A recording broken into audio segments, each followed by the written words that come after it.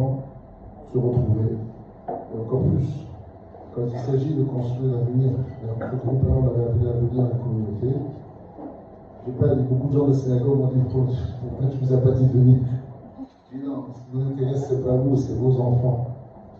Ces gens qui ont plus d'enfants, qui ont des petits plus de petits-enfants.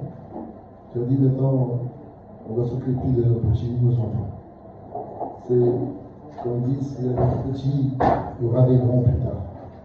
Et l'importance des enfants, c'est, comme on va expliquer, avant ça, je vais raconter une petite histoire qui s'est passée avec Trump, puisqu'il est le nouveau président des États-Unis. Je ne sais pas si vous entendez bien avec le micro. Il y a 30 présidents des États-Unis, bon, bientôt il va prendre sa place officiellement. Il est dans sa tour, c'est une tour, je ne sais pas comment. Il est comme ça, au 50e étage, dans son bureau, un coup de fil. On vient de lui annoncer qu'on lui a enlevé son fils. S'il veut récupérer son fils, il faut qu'il ait 10 millions de dollars. Trump, c'est très bien négocié ce monsieur. Il dit attends, parce que mon fils est vivant. Bien sûr, il va passer le mois déjà. Ça va mon fils? Ça va, oui, papa. Tu manges bien? Oui. Tu dors bien? Oui. Tu es bien entretenu? Très bien. Passe-moi les ravisseurs. Oui, il faut 10 millions de dollars. Oui, vous ne voulez pas venir chercher le deuxième aussi? Ok. Combien de fois les parents ont voulu laisser les enfants en fin de journée? Ceux qui ont voulu laisser les enfants aussi au mois d'août, et à quel point on n'a plus le temps de s'en occuper.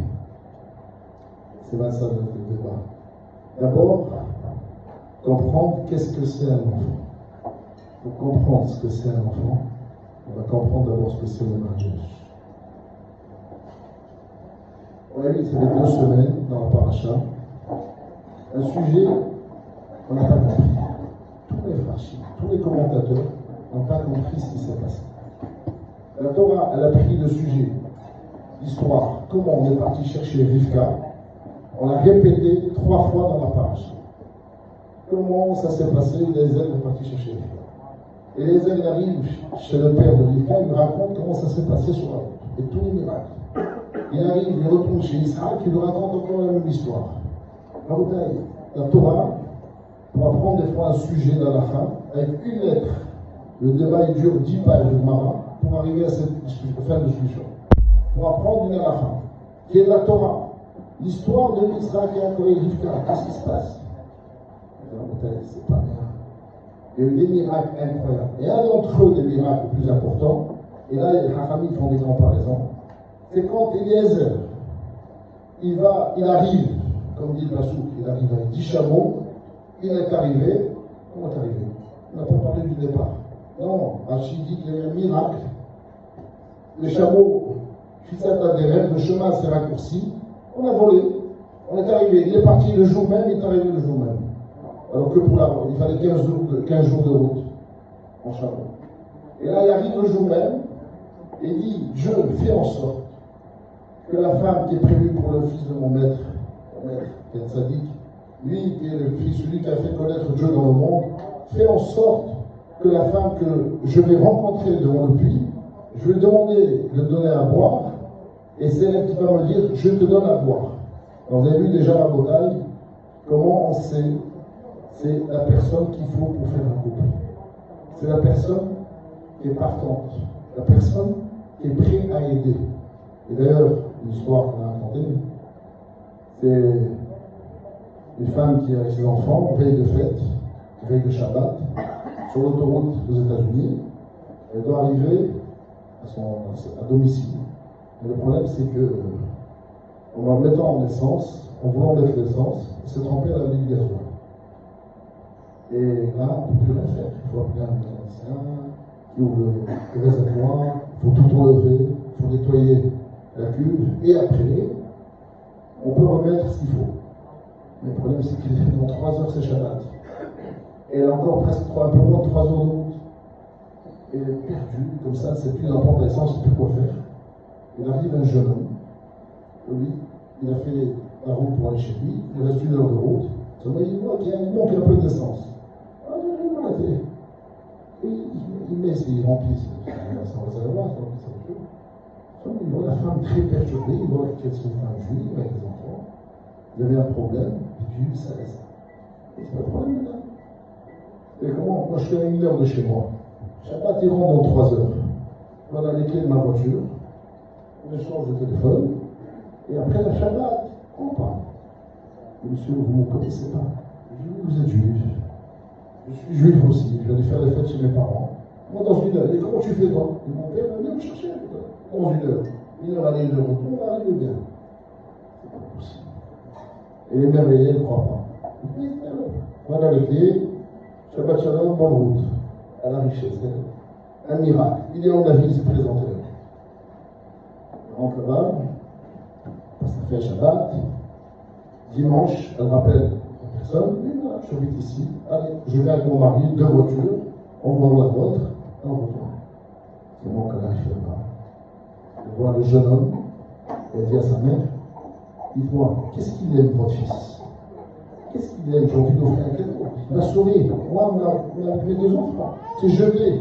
Sur 2 routes, j'allais profaner Shabbat. Et mon fils, c'est pas important ce qu'il veut.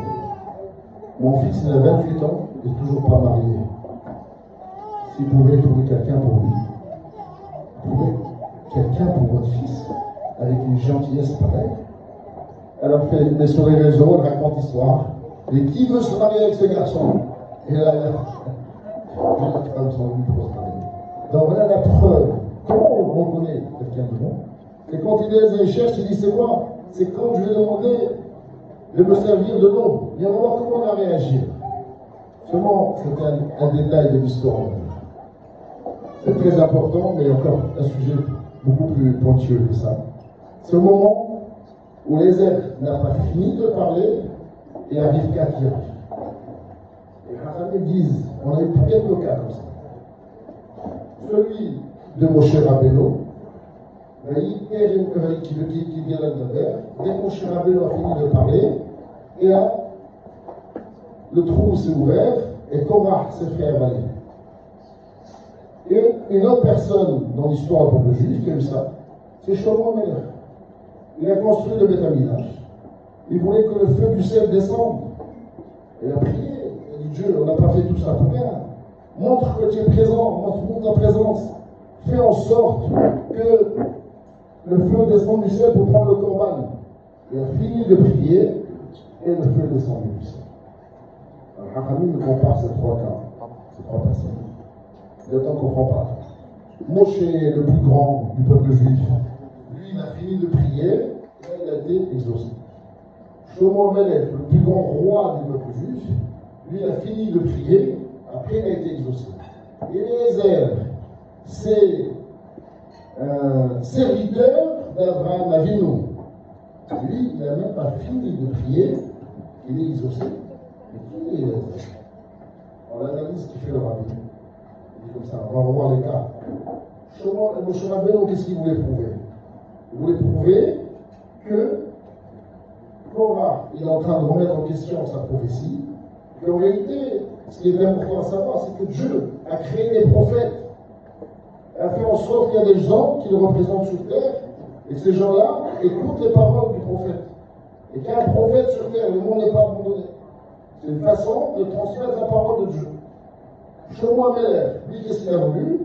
Il a voulu montrer que Dieu a une résidence sur terre. Donc, on va faire une résidence à Dieu, et Dieu va se montrer dedans, donc il y a un feu qui descend du ciel pour manger le corban. Donc, tous ces gens-là veulent prouver que Dieu est là. Alors, pourquoi Eliezer, il est répondu, il est exaucé avant les autres? Eliezer, il veut montrer que Dieu est là tous les jours, et pas seulement dans le Beth Amikdash. Dans chaque couple, dans chaque mariage, il y a Dieu. Et on le prouve encore plus quand on commence à faire des enfants. Et là, on voit un miracle incroyable.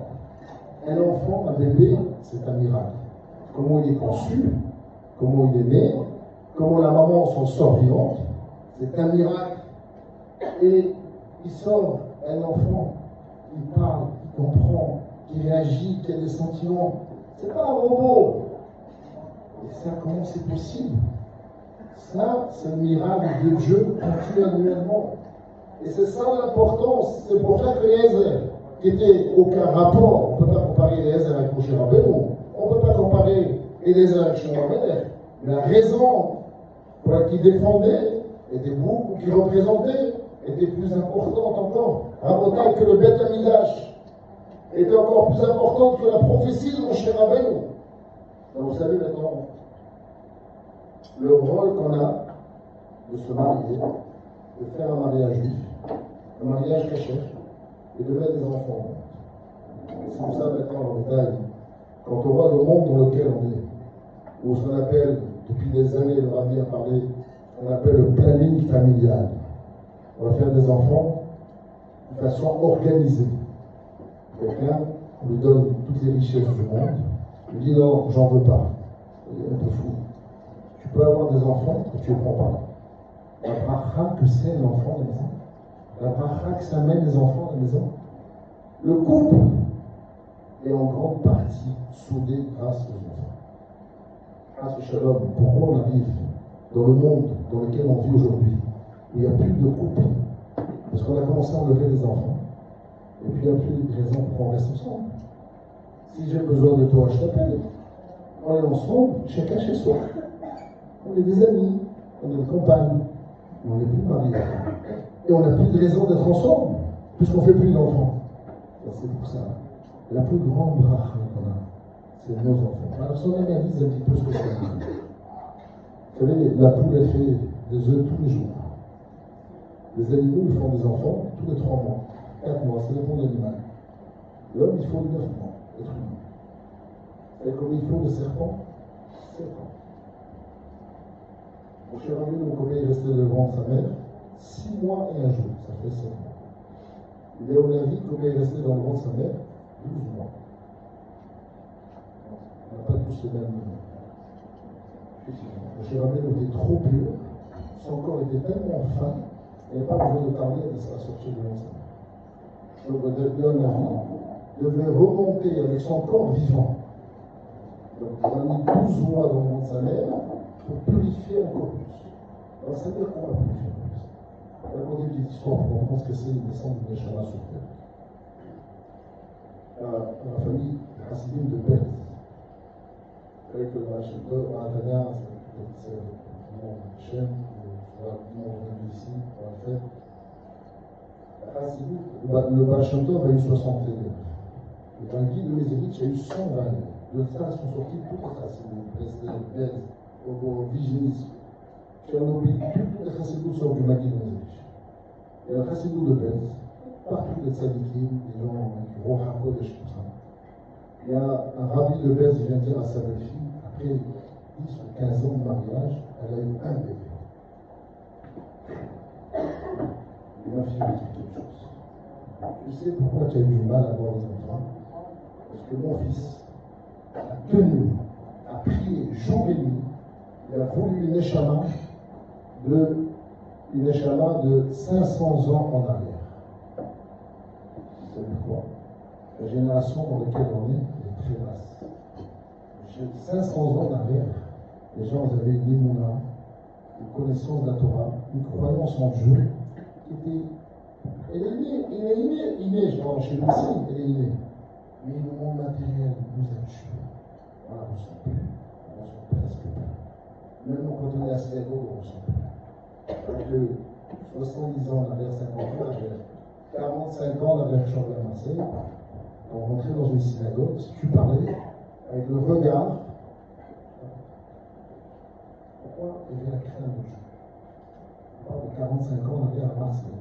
Vous imaginez 500 ans en arrière dans nos synagogues, dans nos syndicats, des êtres humains, comment ils croyaient en Dieu, comment ils proches de Dieu. Et lui, voilà ce que c'est, qu'est-ce que mon fils a voulu. Et c'est pour ça qu'il a eu du mal à avoir des enfants. On va dire une chose. Le choix d'un Neshama ne dépend pas de nous. On ne peut que prier. Nous, on peut faire en sorte, par notre comportement, que l'enfant, il a des qualités et des caractères incroyables et très forts. Avant d'aller à ça, je vais raconter encore 2 petites histoires. Les Neshamot spéciaux. C'était à Tunis. J'avais Rabbi Oshar Bessis. était grand rabbin près de Tunisie. À l'époque du Bey, 250 ans en arrière. Son ami intime, c'était quelqu'un que j'ai plus connu, ce qu'on appelle Rabbi Haïda ibn Omed. Il n'est jamais mort. Et lui, dans le rêve, celui qui a écrit sur sa tombe qu'il est mort, il a dit tu enlèves le mot, je suis mort. Tu mets l'Omed, je ne suis pas mort. Je suis encore là. Et Rabbi Shah 6, le jour où sa mère accouche, c'est vendredi soir, à la maison. Avant. Regarde si elle a accouché ma soeur, c'est que je rappelle ça à la maison. Ça ne va pas très bien. Il a 250 ans, elle a accouché à la maison. Elle accouche un bébé. C'était le papa, c'était le chantage à la synagogue. Un homme simple. Il était mis Chacham, il est riche, il a une affaire. Chantage de synagogue. Il y a quelqu'un qui vient taper à la maison. Rabbi, le sort de Fassi. Un Marocain qui est venu du Maroc sur un lion. Un arabe très important. C'était lui, quand il est arrivé, il est grand rabbin de Tunisie. Après, c'est Rabbi Ouchar des 6 qui a pris sa place. Il dit à Rabotaï, attention, ce bébé, c'est pas un petit. C'est la Neshama du Harizal. Neshama du Harizal. Ils sont venus sur terre. Alors, ce monsieur a mérité d'avoir la Neshama du Harizal. Qui est ce monsieur? Qu'est-ce qu'il a fait ce monsieur? Rabotaï, on pense qu'il faut faire renverser des montagnes pour mériter d'avoir des enfants miraculeux, des enfants incroyables. On a raconté ici à Marseille, ça s'est passé. Il y a un monsieur, il a 5 garçons et 3 filles. Sur les 5 garçons, il y a 4 Dayan, 2 Dayan, un Rosh Yeshiva et un monsieur qui j'ai étudié avec lui, un cerveau incroyable. À la fin, le rab du collège a commencé à faire Hamouta avec lui tous les soirs. Il avait mon âge, mais le rab qui avait 30 ans plus que nous, c'est commencé à étudier avec lui tous les soirs. Alors j'ai cherché à comprendre qui était son père. Et puis quand je vois les sœurs, ils ne sont pas religieux, et le 5e frère n'est pas religieux, qui était leur père? Alors j'ai demandé à son gendre, un ami. Et mon beau-père, c'était le shamash de la synagogue jusqu'à la fin de sa vie. Je connais les jours de sa vie. Il m'a dit, lui, il était payé pour un mi-temps, il travaillait 12 heures par jour. Son plaisir, c'est quand la synagogue est brûlée, et qu'il avait tout rangé, tout est bien, et il rentrait à la maison. Tant que tout n'est pas rangé, tout est en place, il faisait pas. Partez pas. Le choix d'un Neshama, c'est pas nous, le comportement. Au moment de la conception de l'enfant, si on se conduit avec pureté, avec un bon état d'esprit, avec des bonnes pensées, on va donner que l'enfant va être brillant, il va être, comme on dit chez nous, fif. Il va être très sensible, il va être intelligent, il aura un bon caractère, il va être radieux, vraiment agréable à vivre. Les enfants sont très difficiles à vivre. Et les enfants sont très agréables à vivre. C'est un plaisir de les voir. Et quand on les a, on est très heureux. Et les enfants sont difficiles. Ils sont caractérisés. Ils sont difficiles. Ils ont des petits problèmes. Et on commence à sentir ce que c'est l'importance de l'éducation des enfants. Donc tout ça pour dire à Bouddhaï, quand on a le mérite, c'est pas une chance. D'avoir des enfants, de bonne santé, bien dans et qu'on peut faire d'autres choses avec eux, c'est dommage de ne pas avoir plus d'enfants. C'est surtout dommage de ne pas prendre le temps qu'il faut pour ça. Pourquoi passer à côté? Pourquoi s'investir autant dans le reste et oublier l'essentiel? Alors c'est vrai, et si on veut rentrer après dans l'éducation, maintenant on va parler de l'éducation, Rambam dit, les sods et les sods, il y a un mot d'Achokmot. Le Rambam a écrit le plus grand livre de la femme d'histoire du peuple juif. Shulchan Aruch est basé à 80% sur le Rambam. Sur le Shulchan Aruch, on n'a pas écrit tous les sujets. Il a écrit tous les sujets qui sont encore d'actualité. Le Rambam a parlé de tout, de la Torah, de l'Amida, de Tarot, tout. Il a la première phrase,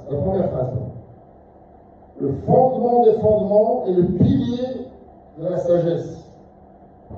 Quelle est la différence entre une fondation et un pilier? Un pilier, c'est le pilier ici, il tient. Mais si vous voulez qu'un immeuble il monte très haut, si vous voulez que ça tienne quand il y a même un tremblement de terre, il faut faire des bonnes fondations. La fondation, plus elle est profonde, plus l'immeuble peut monter. Donc il dit la fondation des fondations et le pilier de la sagesse, c'est de croire en Dieu. Donc la première des choses à faire avec un enfant, lui expliquer qu'il y a un Dieu. Il faut croire en Dieu. Comment je crois en Dieu? Et après, je me comporte comme Dieu me veut. Pas comme moi j'ai envie. C'est parce que la première des choses.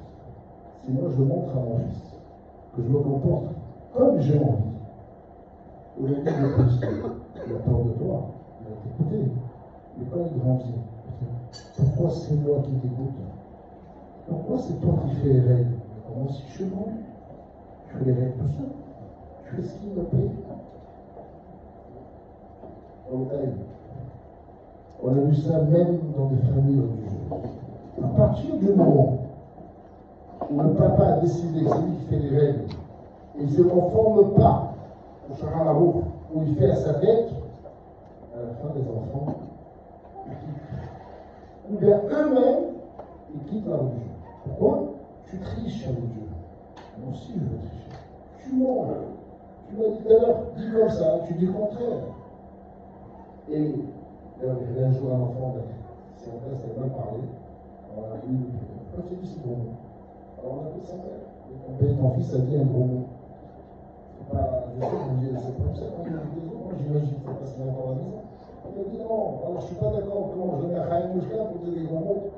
Alors on a attrapé le petit, il a dit, j'ai appris ce gros mot. Il dit non, mon père questionnaire, lui le dit. Donc, tout simplement, il a déjà entendu le dire quelquefois quand il était énervé.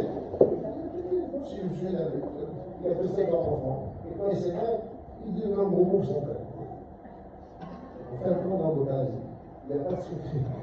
On ne peut pas tricher avec les enfants, les éduquer dans la triche, dans le mensonge, dans le mauvaise foi. Ça ne peut pas marcher. Malheureusement, c'est l'image qu'on va leur donner. Si nous, on se comporte de cette façon, c'est l'image qu'on va leur donne. Et une chose, vous savez, vous parlez de tricher avec vous. Vous avez entendu sûrement parler de Ramoshe Fashman. Ramoshe Fashman est décédé, ça fait 40 et quelques années. C'était le plus grand homme de la fin de sa génération. Personne ne pouvait le contredire. Même Ramon Joseph a été le voir. Et lui, il est venu une fois pour marier quelqu'un devant la synagogue de Rabbi. Et il a dit, puisque je suis là, je vais rentrer le voir. Et puis il est venu grand avec l'accord. Alors M. Hachem, il dit dans ses halachot que celui qui triche dans ses études fait un très grave péché. Ce monsieur-là, comment il est médecin, il a dit des choses qu'il n'a pas apprises. Il a triché. Et quand demain il va se retrouver devant le problème, il ne saura pas comment faire.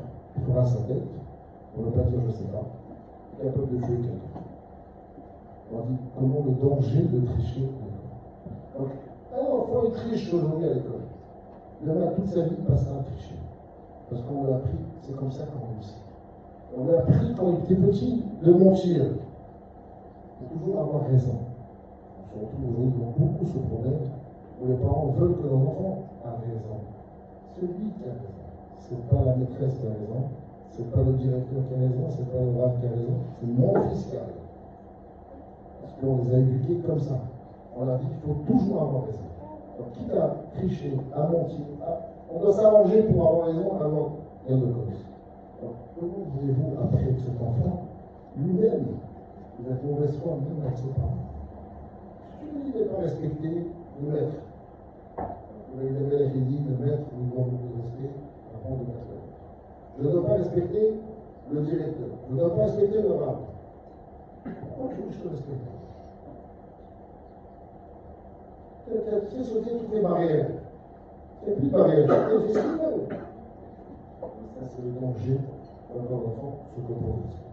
Alors, pour revenir au sujet, l'importance de l'enfant. L'enfant, c'est une neshama. On l'a dit, il est descendu sur terre avec une mission bien précise. On se trompe pas de mission. Encore une fois, comme j'ai dit ce matin, on a parlé de la pauvre vie est parti pour fonder le peuple juif. Où il est parti? Haran, l'endroit le plus dangereux de la terre. Et qu'est-ce qu'il fait là-bas? Parce qu'on lui a dit qu'il faut aller là-bas pour prendre une fille de chez Laban. Il s'est retrouvé pendant 20 ans. Il ne va pas rester.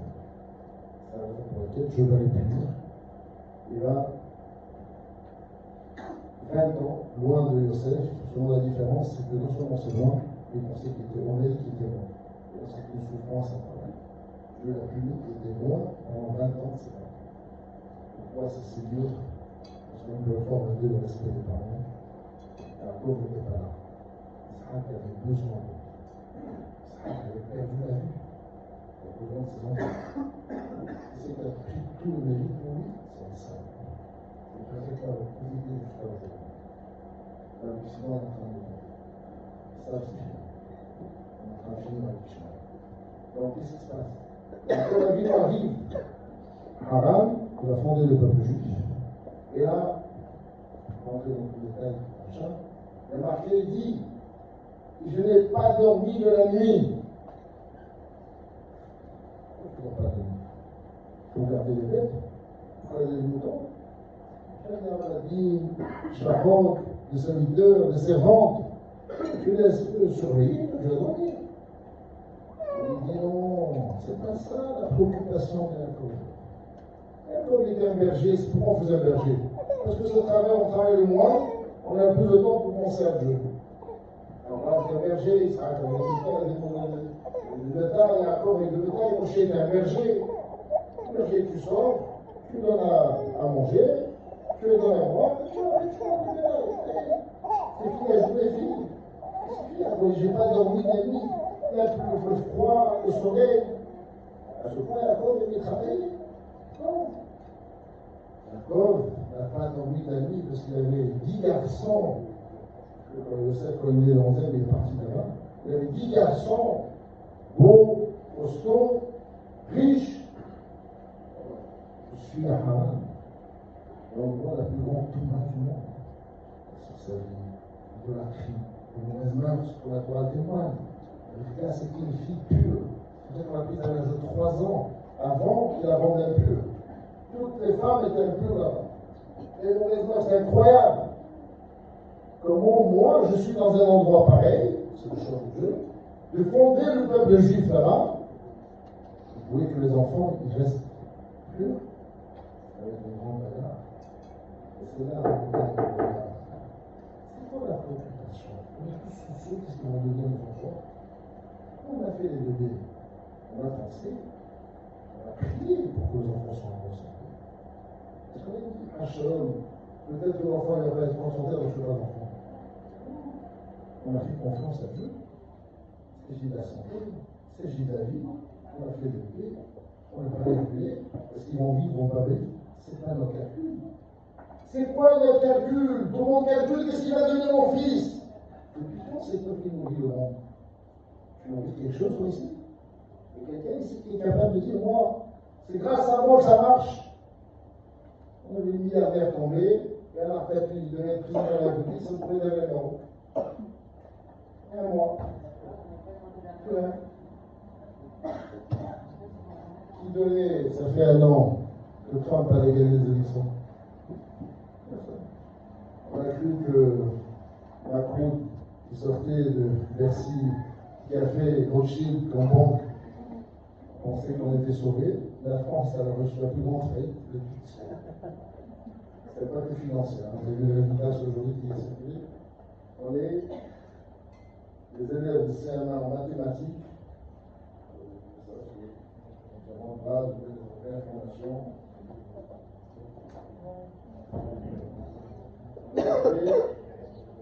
Les élèves de CM1, les élèves du français de CM1 sont classés derrière ceux de l'Algérie, de la Serbie, de l'Azerbaïdjan. En mathématiques, pas en français. En français, c'est normal. On sera un peu meilleur que eux. Mais en mathématiques, on est déjà. C'est le seul pays au monde où il y a l'école gratuite, l'université gratuite, on vous donne une bourse et on vous paye vos affaires. Comme quoi, quand on donne tout à quelqu'un, sans rien faire, sans aucun effort, c'est la raison pour laquelle Dieu a créé. Demande, tu fais, je donne. Si on a tout gratuit, on devient plus. Les gens ne veulent plus travailler, les enfants ne veulent plus travailler. Le bac, on leur donne dans la main, 40% des points sont trafiqués. J'étais dans Rion Carreau, par contre. J'étais Rion, j'étais prophète d'Israël. On sait que toutes les écoles ajoutent des points, nous n'ajoutons pas beaucoup, mais on ajoute un peu. Et donc c'est comme ça que tout le monde a le droit.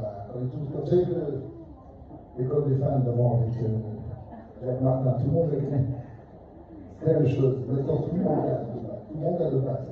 À part peut-être un élève, c'est un peu fou, on ne le donne pas, mais tout le monde a le bac, tout le monde réussit. Pourquoi? On leur donne tous les points qu'il faut. Pensez c'est avec cette solution qu'on va y arriver. On va arriver à se comparer aux autres pays du monde. Regardez dans quelle situation. Il y a eu les Olympiades mathématiques. Israël a pris 6 médailles. La France, 40e. Il va falloir se battre pour éduquer nos enfants autrement. Donc, si la rentrée, je viens sur la notre idée, chacun doit comprendre ici. Chacun doit comprendre. Il y a une grande question qui peut se poser. Elles savent, quelqu'un qui on dit son nom tremble, tueur, voleur, violeur, on n'a pas compris du tout. Alors, ils savent, on a vécu jusqu'à l'âge de 15 ans avec Abraham, Isaac et Jacob à la maison. Beaucoup de gens me disent, c'est pas grave, je mets mon fils dans n'importe quelle école. On n'apprend pas la Torah, on n'apprend pas les maisons.